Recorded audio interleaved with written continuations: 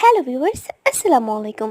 আমি আয়েশা শেখ আনিশা। আমি আমার প্রথম জেলি বানানোর যে এক্সপেরিয়েন্সের ভিডিওটা আমি যখন শর্টসে আপলোড করেছি, তোমরা তখন আমাকে বলেছিলে যে আপু, এই জেলি বানানোর ভিডিওটার ডিটেলস একটা ভিডিও দাও।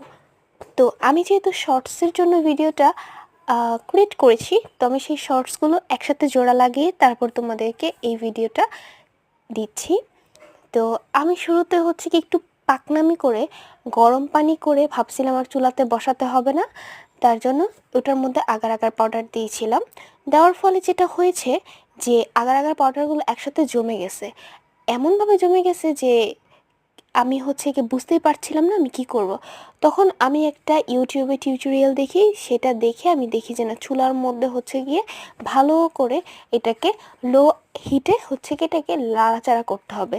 তো আমার এটা যেহেতু খুব ভালো করে হচ্ছে গিয়ে চাকা চাকা হয়ে গেছিলো, তাই আমি ভেবেছি যে লো হিটে করতে গেলে অনেকটা সময়ের প্রয়োজন, তার জন্য আমি হাই হিটেই এটাকে নাড়াচাড়ার মধ্যে রেখেছি।